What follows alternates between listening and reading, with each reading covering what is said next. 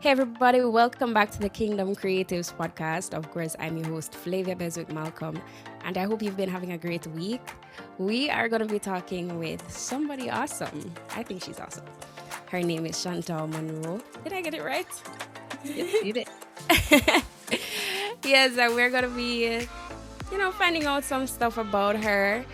She's also going to be telling us about her book. I'm excited to hear about that. And yeah, we're gonna have a great time. So let's get the ball rolling. Don't go anywhere. All right, so Chantaeu, tell us about yourself. Where were you born? What do you like? What do you don't like? Pet peeves if you want. Oh wow, when people tell me or tell me about yourself, all I can see are like colors, nature. What came to mind a while ago was like a waterfall. Purely because I love nature. I think like being in nature centers me. I believe that my journey on this earth is about helping to unburden people. And so because of that, I find that when I'm in nature doesn't take from me, it gives. I'm able to replenish. And so sitting by the river or sitting by just a body of water, just sitting and looking at green spaces is amazing to me. So, I'm a nature girl. Of course, I'm a Jesus girl since 2009. The journey has not been easy at all. I feel like if it was, more people would subscribe to it, but it is not easy at all. But we push. I believe that I am multifaceted in all my ways, but of course, I focus on only one thing, which is helping people to heal their mind. I have 6 favorite colors. Before I became a Jesus girl, I find that I gravitated towards darker colors.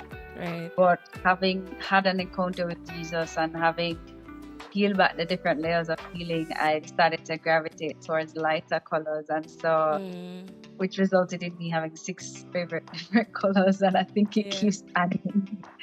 I love to skate. I love food. It doesn't show, but I love food, love to skate, and I just love exploring the different cuisines and different culture. Of course, there are certain things I would not try to eat because it just don't sit well at all. So, for example, like escargot, I can't wrap my head around that one. Like, I think I'd probably try, grasshopper if it's like well seasoned and probably fry up. But escargot, that's like a slug. Yeah. Slug, bullfrog. I get that. Since recently though, I've stopped eating chicken. The last 3 years now. My body 3 years ago started rejecting it. Wasn't quite sure why, but I love to listen to my body. So I said, all right, well, I guess that is it, because it made me nauseous and all of the things. So I just kind of cut it out. I eat everything else though. For now. Okay. For now. Love to skate, love nature, love food, love reading, love journaling. I love driving. Adventure stuff. That sounds like me. Yeah. We could hang out. But there's so many other things which I don't want to take up all of the time telling you about. But this is about you, so if you want to add some more stuff. The things that makes me me. There was a time where I loved drawing and painting. I haven't done that in years, but I still find the art in its different forms. So it could be music. I love instrumentals. The other day I took myself to this place where they played strictly instrumentals. So like they selected any song and would play the raw instrumentals for it on spot. So you had a guitarist, a piano, all of the things. And those experiences for me is just pure and so magical. So art in all its forms, I am absolutely in love with, Yeah, I get that. Yeah. What is your least favorite food to prepare? My least favorite food? To prepare, to make, like in the kitchen. I don't think I have a least favorite food because I'm always experimenting with even the simplest of foods. So like, for example, cornmeal porridge, right? I'll make it and I'll add raisins into it and I'll add probably coconut flakes into it because I'm always always experimenting. So like, there's no least favorite to prepare. I think now that I no longer eat chicken, you know, because my sister lives with me, so I'd probably prepare it, but like the smell of it would kind of it doesn't work with me anymore. Yeah, but I don't have a least favorite food to prepare because I'm always trying new stuff. I'm always finding ways to kind of spice up whatever it is that I'm doing. That's nice. So I guess in a nutshell, you're adventurous. Yeah. All right. So I want you to tell us about your book. Now, This one? Yes, that one.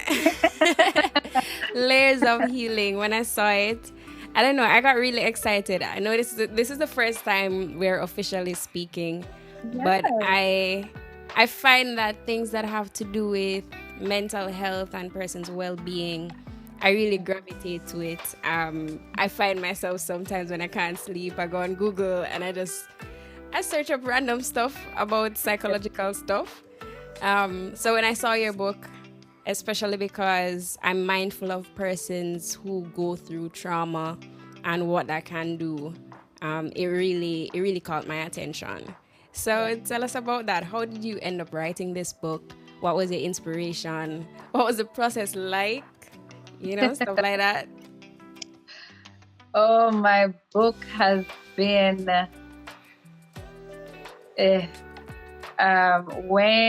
when I always tell people, I feel like I've been on the job training for purpose since I was 7 years old. 7 years old, because that's when I can remember when trauma began. You know, growing up in a household where there was abuse, having to navigate that space as the eldest of all my siblings, you know, having to mature from early and being the bigger person and being that person to shoulder everyone and bring peace to the space. Yeah. Those times I didn't understand why. Because I'm like, I'm only a child. Like, why do I have to be the one to cushion all of these burdens and make peace? Especially in spaces where, you know, you'd think you'd want adults to be adults so you can be the child. That was not the case at all. And so growing out of life's challenges, of course, eventually on my journey, I had a dream that I was going to get pregnant with twins, and I had lost both of them. And at that time, I didn't understand how God spoke to me. Yes? Right. And so he was perfecting purpose all this time, right? And so I had another dream in that same year, 2 dreams, one after the next, 3 months apart. The other dream was telling me when I was going to find out that I was pregnant, where, how, and the details of all of it, down to the time of day, what color I was wearing, everything. You know, and later down in that year, I disregarded the dreams as, you know, just a dream. It couldn't be for me. That made no sense. And so later down in that year, lo and behold, what happened?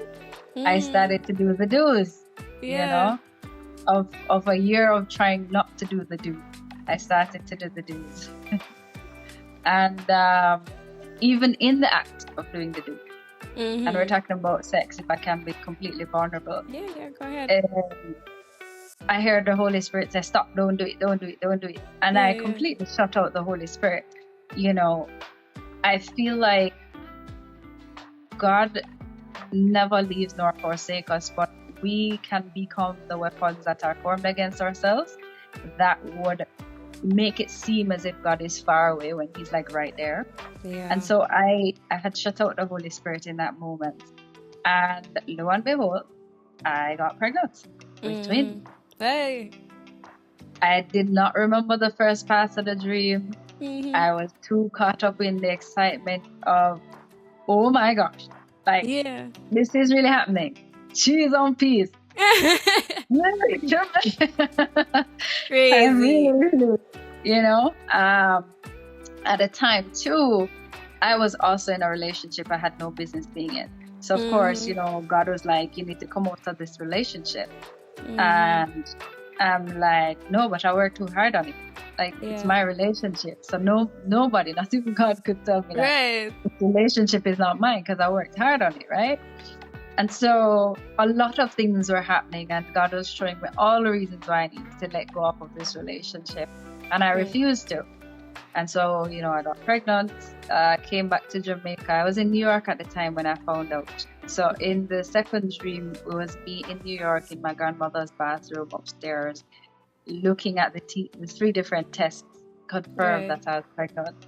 So having done that trip, came back to Jamaica, went straight to my gynecologist. And of course, the ultrasound that was done confirmed that there were 2 strong beating heartbeats that were there. And of course, my boyfriend at the time and I were really, really excited and scared and all of the feelings that you can think about. And of course, our relationship was failing too at the time. Quickly, swiftly, coming back in Jamaica. I was in Jamaica in the November. Did the ultrasound. I was about 8 weeks along. So they were like tiny babies. And then on December 7th, I remember 2 a.m. the morning. Or was it December 6th? One of those. 2 a.m. the morning. I don't know. I felt a stillness. My boyfriend and I had an argument, and he completely disappeared. Couldn't find him. Don't know him there. But there was this stillness in me, and I feel like that was just the Holy Spirit communicating to me that something is wrong. Because what had happened to me was, it's called a silent abortion or a miscarriage. Typically, people are aware of miscarriage, where your body, the female body, sense shockwaves, sense pain, sense bleeding, and you know that something is wrong. Right? And you think you're probably, for the females who will be listening, you think you're probably having a period, but you really have a miscarriage. However, that was not my story. The reason why it's called a miscarriage or silent abortion is because the body functions as if you're still preparing for pregnancy. So all the hormones and the cravings and the feels and the things, you could do a test and it would tell you that you're pregnant. However, in the womb, there's deadness. And so it's called a miscarriage because you miss it, right? So 2 a.m. in that morning, I felt like there was a stillness in me, and I don't know, I just felt like I needed to go to the doctor. And so I called 2 of his friends that night, and they decided to take me to UE just in case, because, you know, I'm pregnant. Nobody knows like what, if anything was wrong. I just said, you know, I need to go to the doctor, which they did. And so when I went there, they did their usual checkup. They asked me if I'm pregnant. I said yes.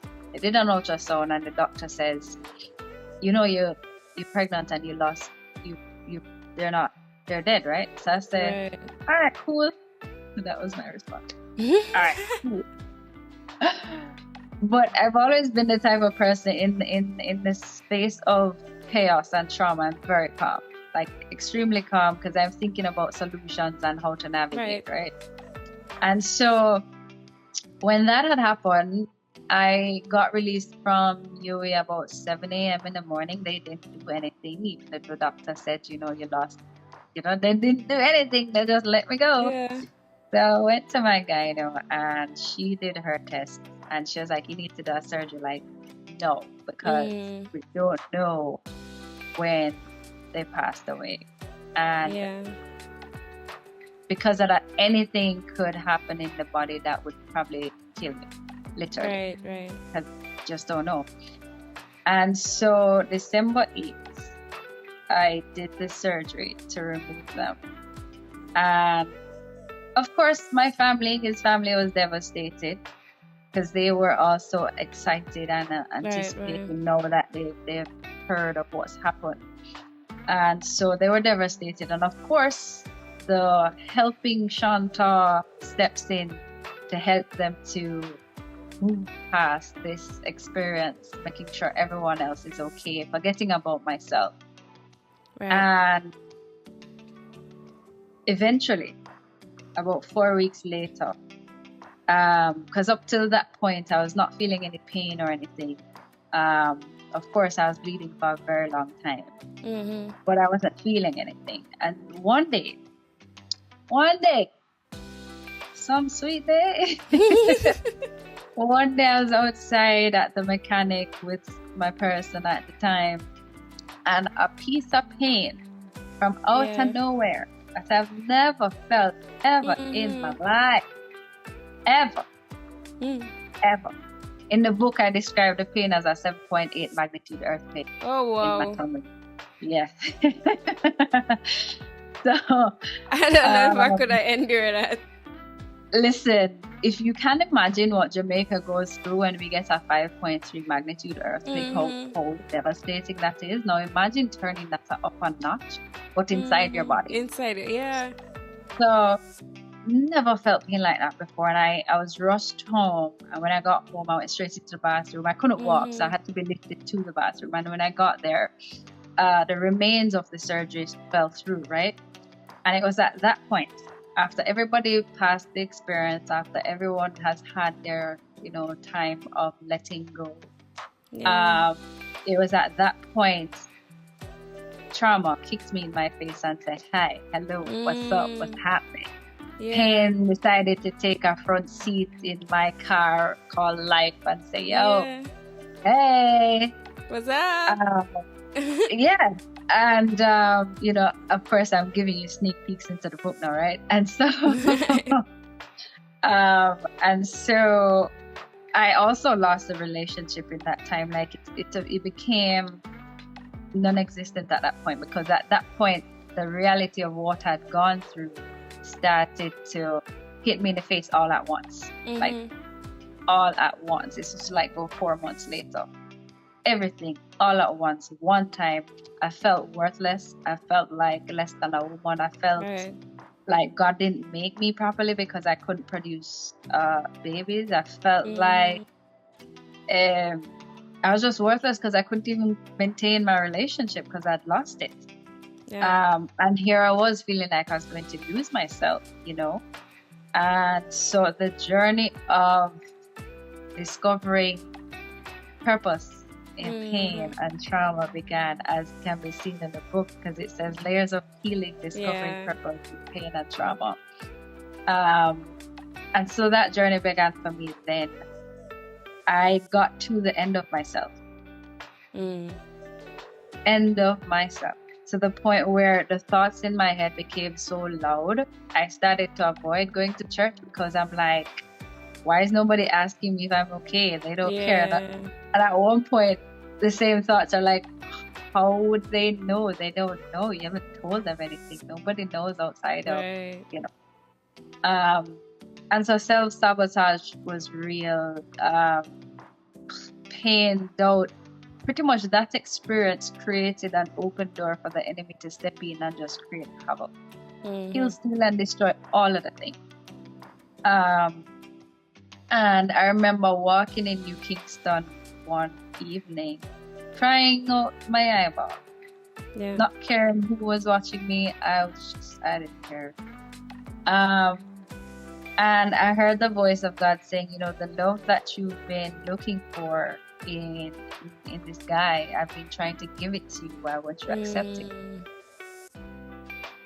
And we just bought some more because I'm like, it felt so real. It felt, as I'm talking to you now, like, like God was literally there. coming in at just the right time to swoop me up when I was at the end of the cliff, ready to just fall over because I don't know what else to do. And I don't know what to do with myself because I feel broken. I feel worthless. I feel like just a little dot on a white piece of paper that can be erased at any time. You know? And God swooped in and he was like, yeah, it's not your time yet.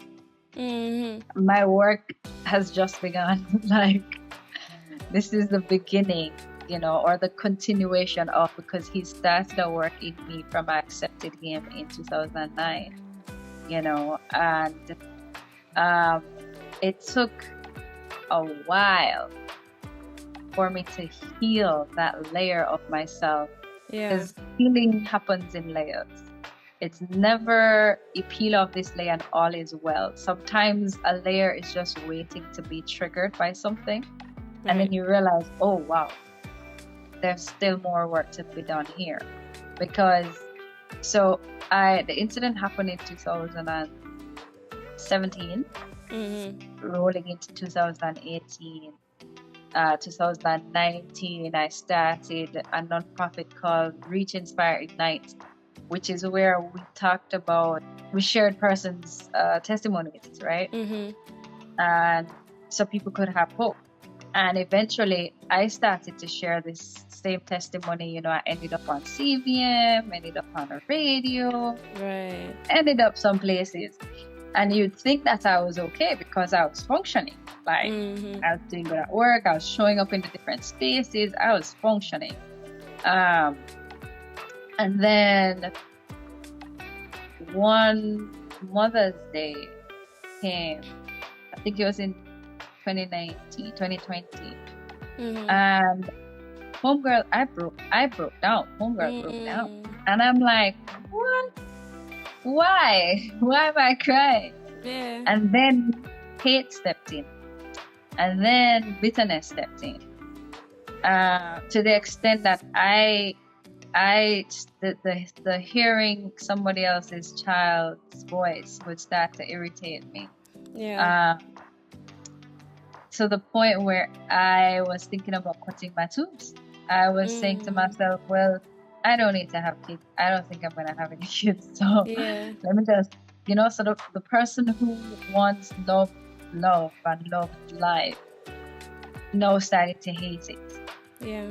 Which is quite awkward because it's completely different from who I guess I knew myself to be, you know.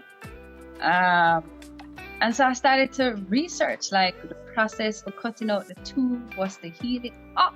Like you were serious. The whole work. So the thing about me is before I do significant changes, to the outside world who are not in my circle, they'll probably think, oh wow, that's so sudden, like cutting off my locks. To the outside world, it's so sudden, but for me, I'm very calculated. And for me, God would have probably started a process from a long time. You know, which would mean that I would have gone through the process of thinking, processing, analyzing, all of the things then, right? And so the journey of analyzing, researching, reading, and calculating started in terms of cutting out my tubes. And around that same time, my friend got pregnant with my now godson. And here I was, disliking every baby and every mother and all sorts of things. And she was so scared to ask me to be his godmother because of everything that I was going through. But she asked me anyway. And I feel like his birth gave God access to a part of my heart that was locked away to pour back love into me. You know, and I love my godson like he's my own child. And through his birth, because I mean I was there for the whole thing. When my friend's sister told me that she was in labor, this was like 10:30 in the night in Kingston, and they were all the way in Hanover. And best believe I left my yard 10:30 p.m. in Kingston, and I reached to Hanover about 2 a.m. Yeah. And I was in that delivery room, and he came 3:17 a.m. And I feel Right on hearing time. hearing his cry and all of that stuff, like it broke the coldness that was in me. Yeah. It broke whatever weapons that the enemy was developing to prosper. It broke all of it, shattered all of the coldness, shattered all of the hatred. And I don't know, I started to love again. Yeah. I started to allow God to soften my heart. I started to repent. I started to experience deliverance in layers. Right. And so of course, by this point, I realized not to take my dreams, or some of my dreams, too lightly, right? I started to just spend more time with God and allowing Him to rebuild the parts of myself that I would have given out to people, spaces, and things. Right. Until eventually, fast forward to now, having left corporate work, because 3 years ago, God was like, you're not 3 years ago. When I started working at the company I left in 2014, I always knew that I wasn't going to stay there forever. Even in the interview with HR, I always said to them, I'm just passing through. And the time came where God was like, it's time to leave. And it took me 3 years to obey God's voice. Because I'm like, God, what do you mean? How is this going to work? Yeah. What? He's like, everything that you've been doing in terms of offering help to people in mental health, pretty much being a counselor to people for free. You're going to do it full time, but you're going to charge for it. And you're just going to pursue purpose. And you're just going to leave and trust me. And so after 3 years of resisting, eventually, God made the environment so unbearable. Not that the people were doing anything. It's just that being there felt so depressing that I just had to leave. I had to leave. And so when I left, I'm like, all right, God, the resignation letter gone in. What now? So it's literally a walk on water moment every single day. Like, okay, God, what now? What now? Having left and started this company, CKM Healing Consultancy, where we believe that, with a little care, we can help to kindle the mind for healing. Then having stepped out, God was like, you need to write a book. In fact, there are 3 books that I should write. This is one of the 3. Having stepped out and gone through the layers of healing through counseling, through healing and deliverance at my church. Let me tell you, the girl put in the work. Girl, put in the work.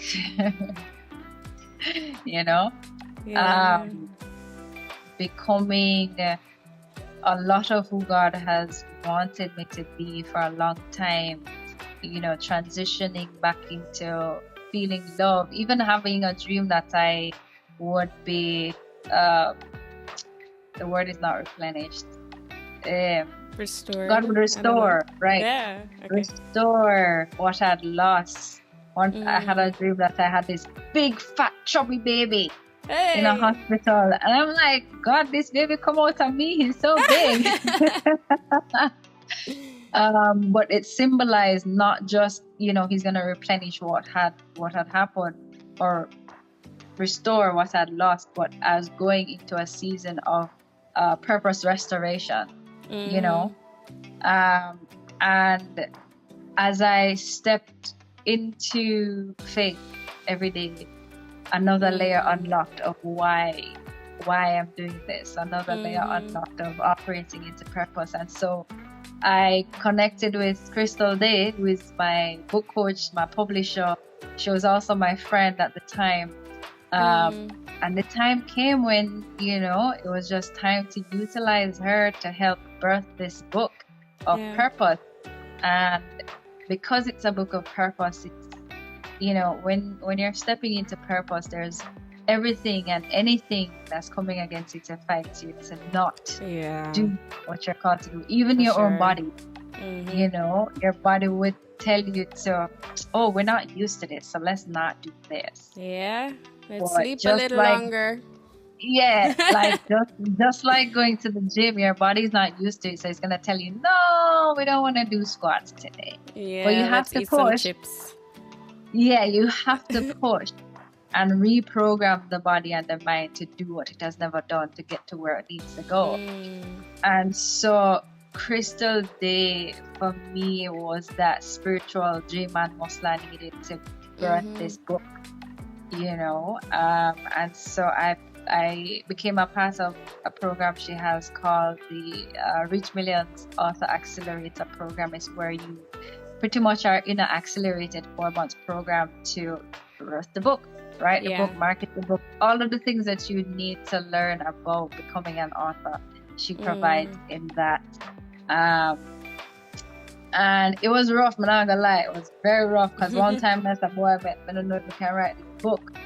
All while starting this company, seeing clients, doing trauma coaching, being certified in the different trauma programs, having gone back to school to do a psychology degree, and so many things. Being shortlisted for UWI's master's program, getting interviewed, and now having written a book, Layers of Healing, Discovering Purpose in Pain and Trauma. Started writing the other book too. It's called Drop the Ball.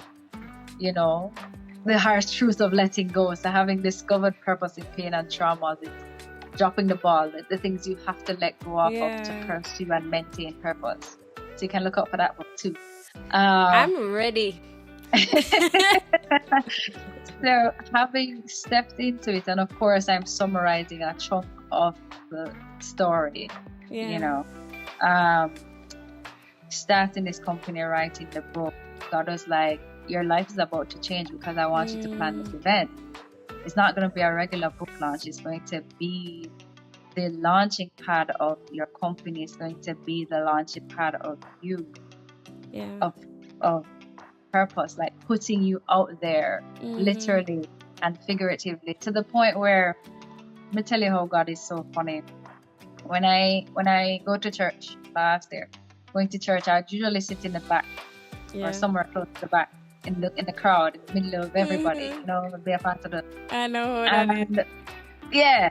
And one day last year, I felt so uncomfortable sitting where I was, almost as if somebody was just irritating me to get up. And I got so irritated to the point where I felt like I had to move from the seat. And I went to the front of the church and sit down there in a row by myself. And God was like, that's where I want you to sit down. You're coming up front. I'm going to expose you. You're going to be the head. You're not going to be behind anymore because I'm accelerating you. I am doing a new thing. I'm positioning you into purpose, and I'm going to put you at the forefront, and that's where I want you to sit for the rest of the time being. So every Sunday, go to church. Of course, my body just goes to the front of the church. It's like the Holy Spirit's like, no, you're not going back there. You're sitting right here at the front of the church. And so even now, you know, fast forward to now, a lot of what's happening is pushing me in front. No longer staying behind in the background. It's pushing me to be front and center, which I kind of don't like, but I understand. God's like, your life is about to change, and this is what you're going to do. And so being in that position, it forces me to constantly be my ears to God's lips, constantly being in his presence to find out, okay, God, what's next? Because I don't know, Meadow. I don't know what I'm doing. I had a vision board, and I had to turn around that vision board because God was like, that's not what I'm doing. This is what I'm doing. And where I'm at now is nothing compared to what I had on the vision board, right? And so I started to say, well, God, where the money gonna come from to plan this event? How this going to happen? Because I don't know what I'm doing. And now to this day, having started this company and started a program on YouTube called Trauma Talks, is where we demystify everything concerning trauma, identifying what it is not. I interviewed a few psychologists to talk about what they do help with trauma. Now, the backstory to that is having decided that I was going to do that, because eventually I wanted to do, Instagram lives and stuff. And God was like, no, that's not what we're doing. We're going to make this a full blown up production. I'm like, So I started to reaching out to media houses, and everybody coming back with 400,000, 500,000 to do the recording. One media team, Jace Mary Media, who is also now my co-producer, messaged me to say, how long I've been wanting to work with you. I just didn't know how, but I've been following your page for so long. And him and his wife, they're very passionate about this topic of trauma. Let us partner together. His fee was smashed in half. And I'm like, what have I done to deserve this? Then he was talking to somebody else, his client, about this journey, this purpose, this vision. And she is an event decor, Brushes and Blooms JA. She, like the day before the first recording, she decided to come on board and decorate the whole set. The whole set. As an investment. Because she believes in a vision. And I'm like, what? So she's now, a part of the creative director team of CKM Healing Consultancy. And then the more I spoke about the vision, the more I spoke about what I wanted to do, you had people saying, okay, how can I help? Or this is what I'm going to do. Down to people, investing a website. This is what I do, this I'm going to do for you. And now, today, I'm telling you, all of this happened between January to now. Acceleration. Today, I have, now that I'm planning Layers of Healing, Trauma Symposium, and book launch, I have a marketing and PR team. I have a project manager. I have a creative director. I have a team who will be doing the registration and ticketing for the event. I have a graphic designer. I have Jace Mara Media, the co-producer, who will be doing the media recording. And I'm just like, everything's covered. What? I didn't have to excessively reach out to this. Even the project manager, she saw me at church. And she was like, I see you doing these things on social media. So what you're doing, how can I help you? Just like that. And everything is just coming together perfectly. In ways that I could never dream, think, or imagine. And it comes together with ease and such a flow. God is like, just do this and I'll do the rest. And the more I share, the more people gravitate towards the vision, the purpose, and want to help. And I'm just like, Jesus, you love me too much. She sings. Too much,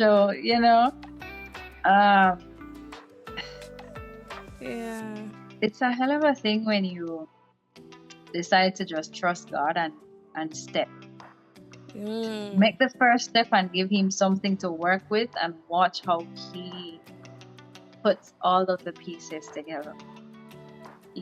So the event, which is December 6th, 2024, which we're gonna be releasing, save the dates and all the flyers starting next week, I think.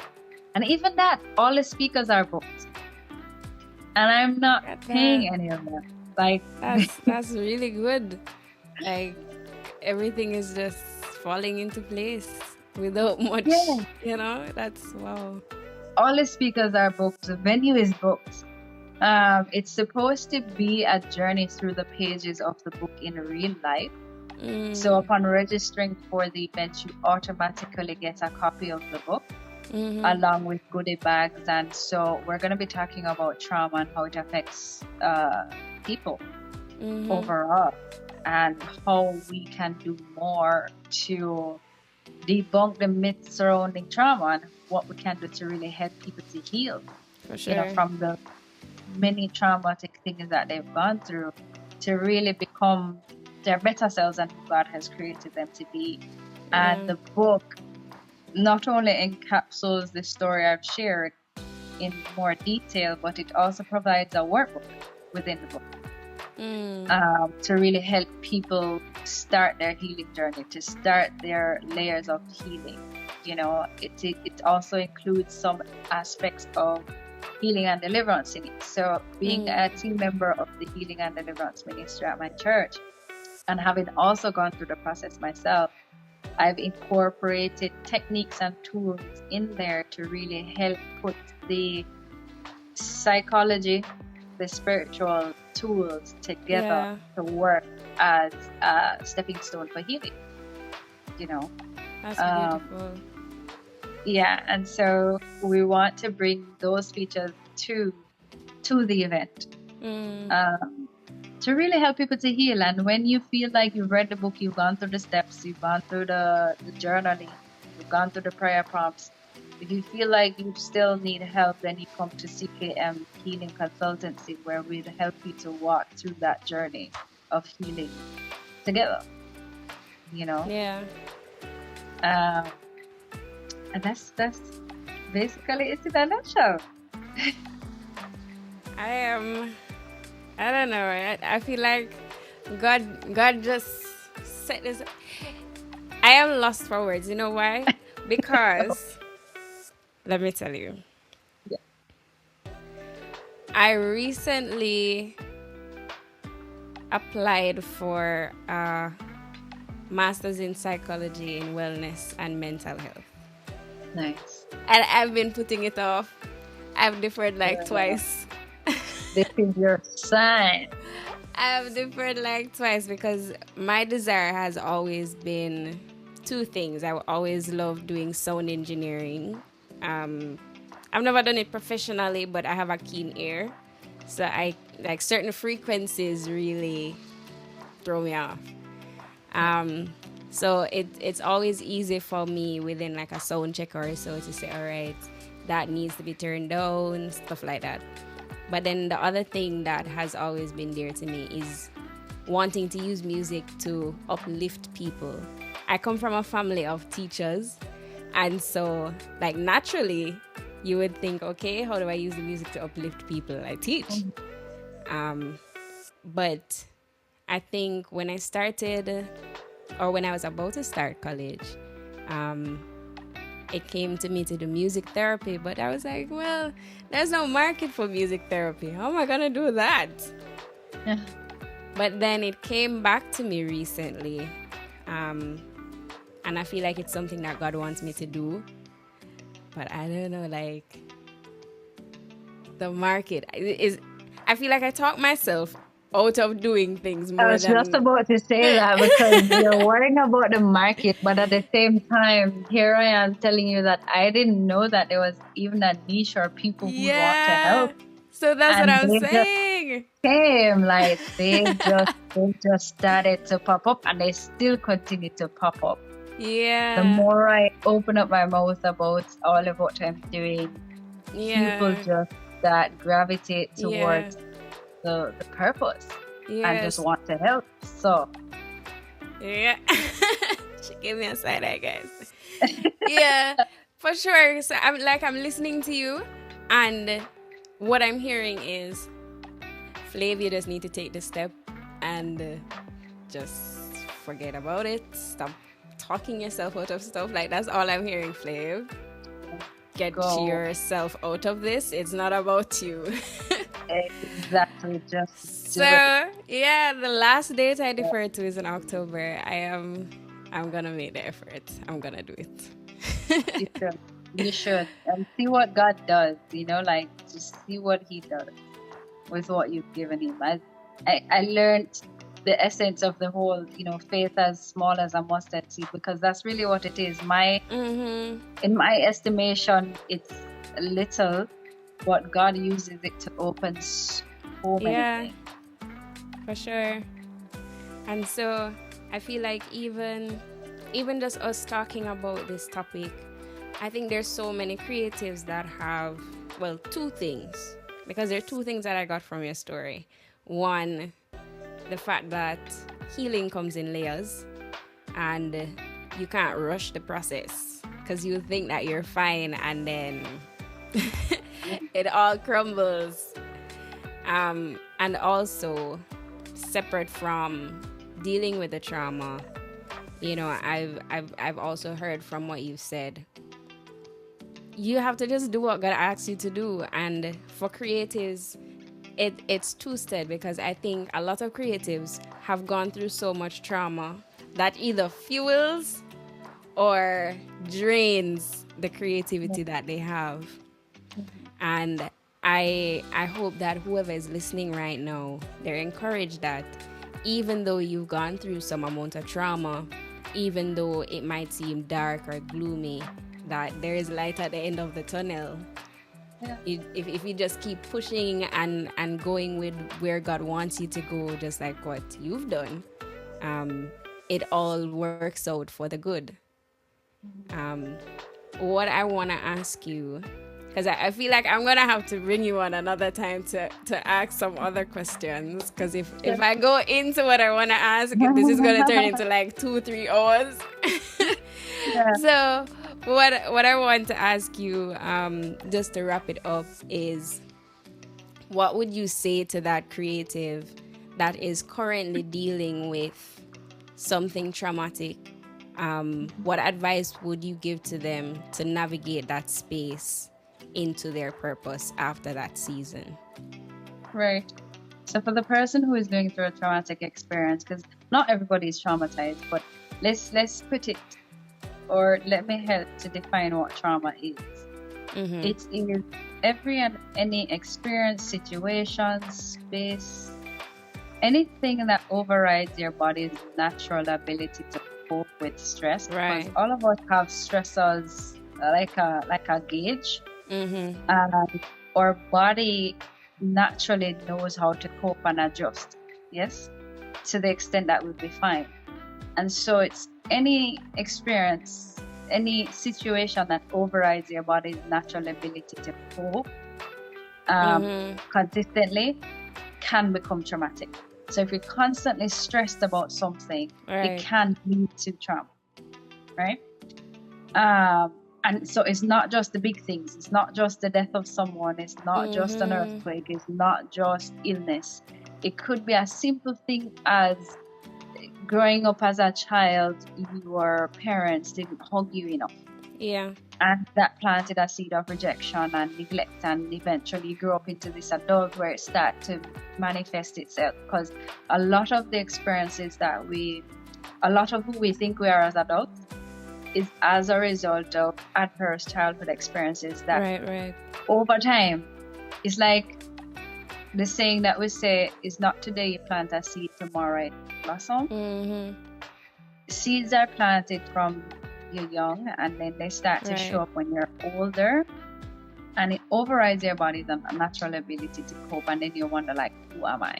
And so having set that foundation, I want to say to the person who's going through it, you are not your trauma. Yeah. You are not the stress. You are not the neglect. You are not the abandonment. You are not the doubt. You are not the procrastination. Those things are just byproducts of who you had to become because of what you've gone through. Right. Which therefore means that you can change the script. You can rewrite the chapter and become somebody else. That's it good. Is not the end. Every day that you wake up and have life, it means that God's not done with you yet, and therefore you can literally start over a brand new page every day, every morning. because His mercies are new every morning, and joy comes every single morning. So it is not the end, and it's not too late to start over. You are not who the trauma has dictated for you to be. Right. You are who God has called you to be. Yes? That's powerful. For the person who is helping to support somebody, I pray that you would have capacity. I pray that you would ask God to give you capacity to deal with the situation, because not everybody has the grace to deal with certain pressures, especially if you have unhealed stressors, triggers. Yes? And so know when to let go and get help for the person. Yeah. Because you are not a superhero. You can't save everyone. That's not your job. I know that's a hard pill to swallow, because you just want to help, especially if you are related to the person, especially if you love the person, you just want to see them happy and you just want to see them healed. Yeah. Sometimes that's not your job, and know when to let go, and it's okay. There are other people who have been graced with the capacity to handle that. And so know when that time and season has come to get help.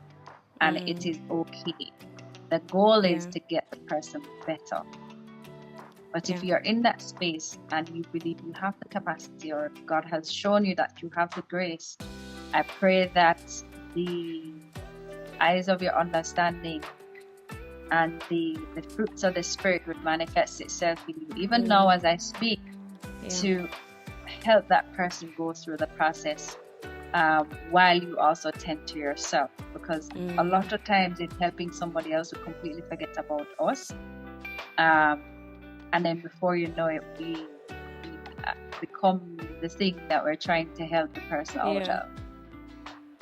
So know when to let go and get help, and always check in with yourself. Right. That's some good advice. So as we close, I just want you to remind them of the date of your launch, and we'll take it from there. Right. So you can find me on Instagram as Chantaeu Munroe. There you will also find CKM Healing Consultancy. It also has its own IG and Facebook page. And now I recently joined TikTok. I feel like I understand. So yes, CKM Healing Consultancy, or Chantaeu Munroe. We also have a website. The launch for the book the book launch, the event, because it's so much more than a book launch. Right. The event, Layers of Healing, Trauma Symposium and book launch, is December 6, 2024 at 5:30 p.m. at the Lavish Palms. And of course, by soon, I'm not sure when we'll be posting this, but we'll be posting the flyers and all the information concerning the event and the book very, very soon. And so you won't have access to the book unless you come to the event. The book becomes available, however, on Amazon, Kindle, and everywhere else after it. Got it. Yeah. All right. Thank you so much for sharing. It was a pleasure having you. I am going to figure out when we can do this again, because this was some good stuff. And I really do hope those of you who are listening, you were blessed, you were empowered, you feel some semblance of possibility of normalcy if you're going through something right now. That is not the end. And you can start afresh every day. Right? Thank you so much, Chantaeu. Really appreciate you being on the show. Thank you so much. You're welcome. This was the Kingdom Creatives podcast. Thank you again for listening, guys. I hope you enjoyed it. God bless you. Stay safe and continue to be you. Blessings.